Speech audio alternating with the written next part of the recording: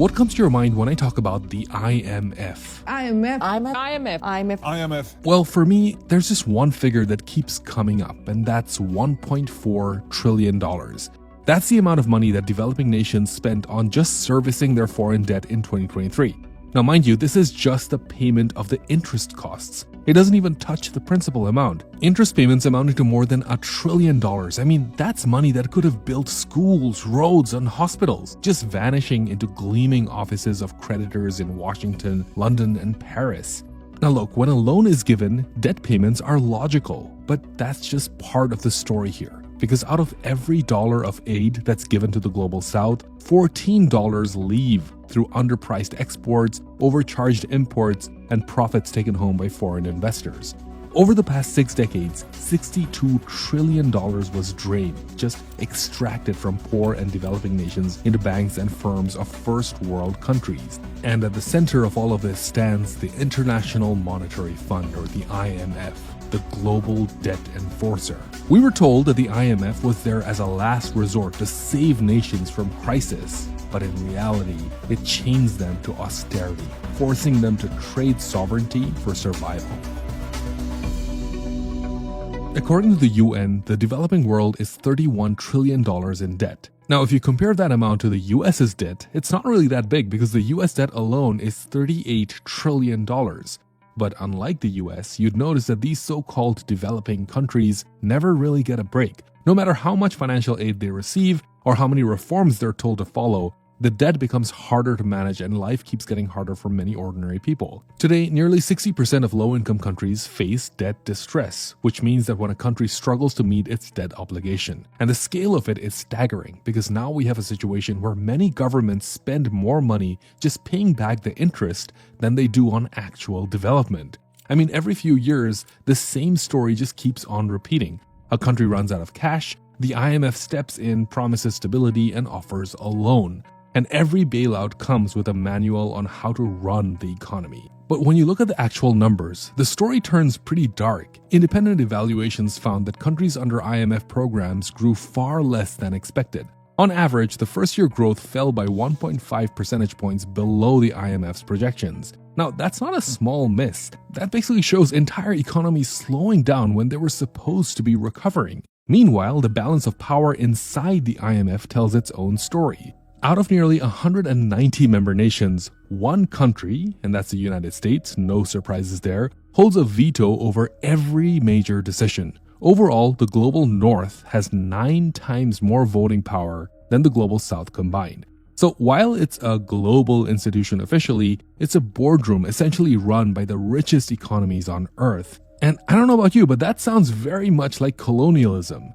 By the way, if you haven't already, please do subscribe to the channel and check out my newsletter. You could have gotten this video 1 full day in advance and left your comments way before anyone else. But anyway, as I was saying, colonization never truly went away because now, instead of using armies, modern-day colonizers achieve that control that they want through debt, through high interest rates and policies written thousands of miles away.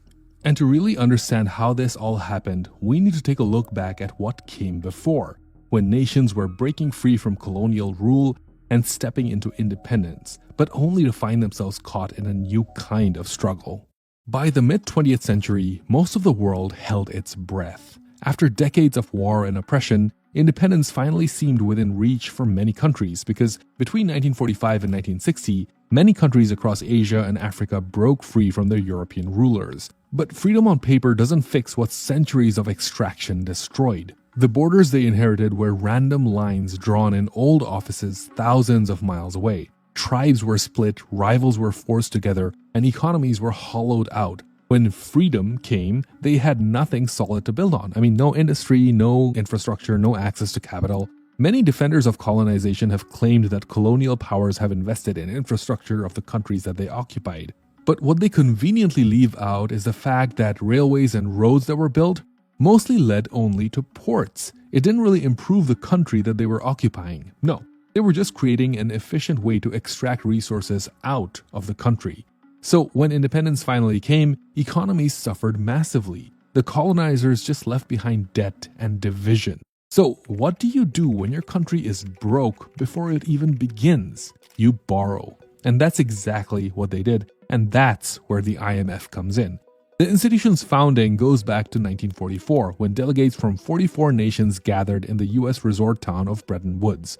Their mission was to rebuild a post-war world and design a financial system that would prevent another global collapse. Out of that conference came two powerful institutions: the International Bank for Reconstruction and Development, better known as the World Bank, and the International Monetary Fund, or the IMF. And the mastermind behind all of this was Harry Dexter White. Now, Dexter had an interesting origin story. He was born into a poor immigrant Jewish family, and he understood what economic struggle looked like early on. It wouldn't be until age 30 that he would enroll in college, and from there, his economic brilliance would soon quickly be recognized.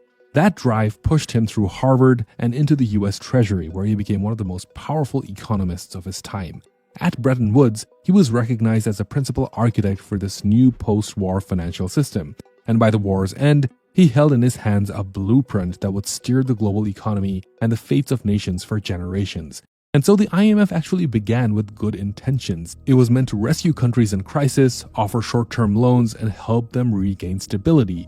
When a nation's currency crashed or imports outweighed exports, the IMF would step in with temporary loans to fix the balance of payment problems. Now keep in mind that temporary is the key word here. Loans were supposed to stabilize, to buy time, to give nations a chance to breathe. But as history often shows us, temporary can reach into decades. And that's exactly what happened. By the 1970s, the global economy had turned upside down. The collapse of the Bretton Woods system and the surge in oil prices sent shockwaves throughout the global markets. Developing nations borrowed heavily, hoping to stay afloat. And by the 1980s, their debts had multiplied beyond control. A perfect crisis had formed. Policy missteps at home collided with conflicting economic moves in industrial nations, turning what started as a liquidity problem into a full-blown debt disaster. From Eastern Europe to Latin America, the dominoes fell one by one. The IMF stepped in with many promises of so-called recovery. In reality, the game had changed. These new deals came with heavier chains. They called them Structural Adjustment Programs, or SAP for short, reforms that promised stability but delivered submission. Therefore, new bailouts pulled countries into a cycle of dependence. Each loan came with new conditions, more reforms, and tighter control. Ironically, governments began to shape their budgets around IMF demands instead of their own priorities.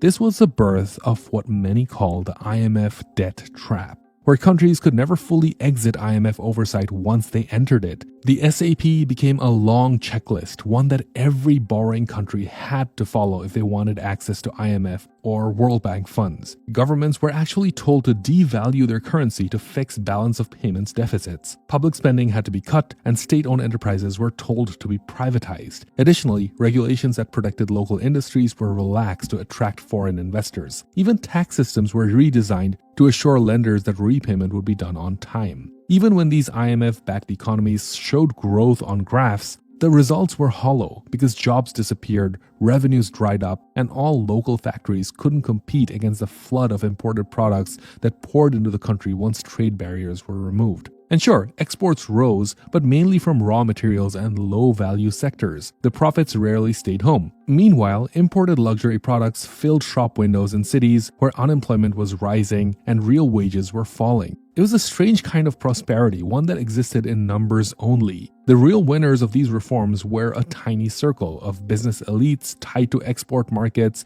trade middlemen, and transnational corporations that suddenly found a buyer's market in privatized assets. Now, logically, the criticism of the Structural Adjustment Program, or the SAP, grew, but the IMF didn't abandon the idea completely. They simply evolved it into a subtler but more dangerous logic of control. And now it came under a new, more technical label. The IMF now called these strict measures it imposed conditionality, basically a fancy word for control. At first, conditionality sounded more reasonable compared to the SAP that came before. It was meant to guide countries out of a crisis and protect the IMF resources so the money could be repaid. But as years passed, the conditions grew harsher. To acquire loans, nations had to cut public spending, raise taxes, and remove subsidies. They were told to privatize industries, reduce social programs, and open markets to foreign investors. Once a nation signed the deal, it rarely had room to say no. Each loan installment depended on meeting new targets. If you missed one, the next payment was frozen, threatening economic collapse. That's how the IMF took control of entire nations. With each new condition, the IMF's control deepened, and governments were forced to reshape their economies and keep the money flowing. Structural reforms pushed unemployment up, government revenues down, and costs for basic services became sky high. Tax systems, pensions, and social security all became reshaped for repayment. They all served their lenders' needs and not public needs. Rights were sidelined, inequality grew, and poverty spread. In these economies, the poorest paid the heaviest toll. And it didn't stop there. With the IMF reforms, funding for public services was often the first thing to go. Entire generations grew up under austerity, less educated, less healthy, and less capable of building the very economies the IMF claimed to save. You can see the damage in real numbers. Take Zambia, for example. Between 2018 and 2021, debt repayments jumped from 20% to 38% of the national budget. In the same period, funding for healthcare dropped from 9.5% to 8%. Education took a hit as well, falling from 17% in 2016 to just 12% in 2022. That's what happens when debt becomes a priority. The more the governments have to pay to the creditors, the less they have for investing in their very own people. Today, the IMF has undergone what economists call mission creep. It tells countries how to run their economies, what to sell, what to cut, and even how to write their own laws. It started with currency adjustments and debt repayments, and then it slowly crept into privatizing state companies, liberalizing trade,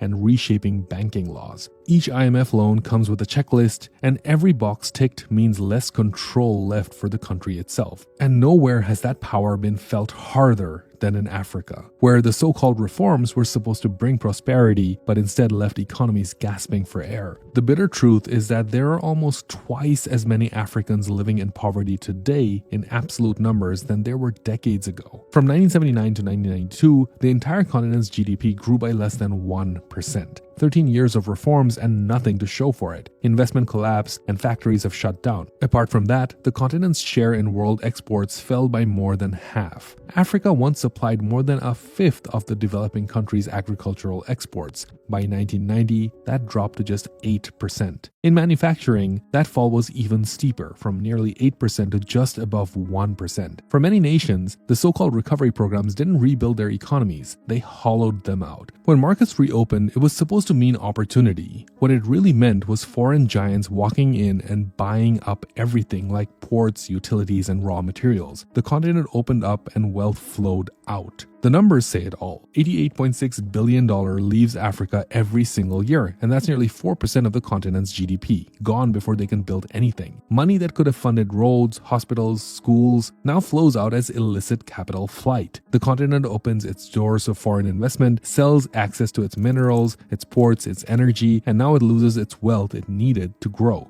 It's a leak that never stops. And what's worse is that this capital flight only makes the government more dependent on loans to survive.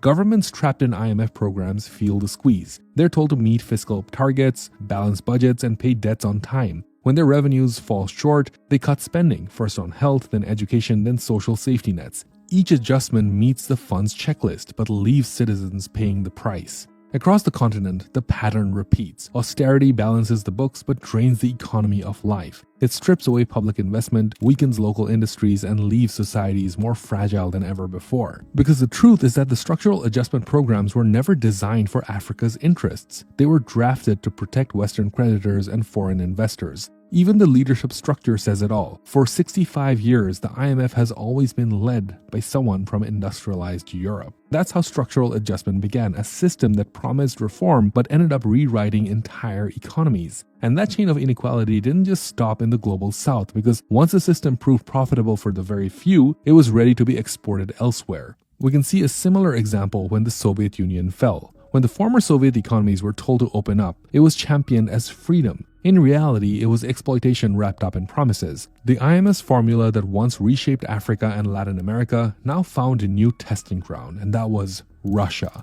This time, they called it shock therapy. In 1992, Boris Yeltsin and his team of Western-backed economists flipped the switch overnight. Prices were freed, and industries were sold off, and government spending was slashed. The goal was to build a free market, but fast. The result was the most dire economic collapse in modern history. The country went from superpower to survival mode in just months. Prices exploded while salaries stayed frozen. Life savings were vanished, and shelves were filled with imported goods, but nobody could afford them. Poverty skyrocketed, crime followed, and life expectancy dropped drastically. Factories that once fed millions of jobs shut down, and as the economy burned, a few men got rich picking through the ashes. They bought oil, gas, steel, and banks for cents on the ruble. That's how oligarchs emerged from the ruins of a broken system. I actually explained this phenomenon in further detail in a video that I made about Russian oligarchs, so check it out over here. But frankly, Russia had everything it needed to rebuild. Natural gas, minerals, metals, a large skilled labor force, massive industrial base. But shock therapy turned all that strength into weakness. When shock therapy hit, the industries that once turned those resources into finished goods collapsed almost overnight. Whole sectors like steel, aluminum, machinery were gutted.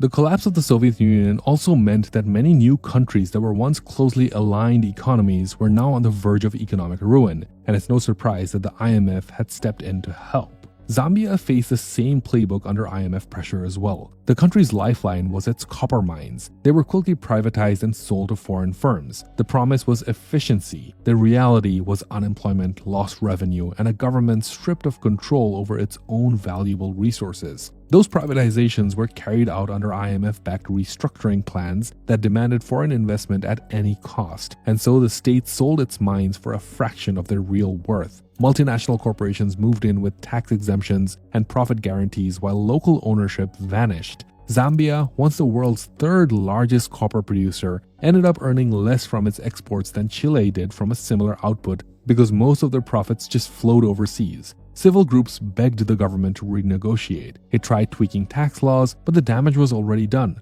Across the ocean, Argentina followed the same script. In the 1990s, it privatized key industries under IMF guidance. For a short while, money poured in, then came the crash. By 2001, banks froze, the currency collapsed, and millions fell into poverty. And all this happened under the watch of an IMF-approved program. You see, the story keeps on repeating itself time after time on different continents with the same formula.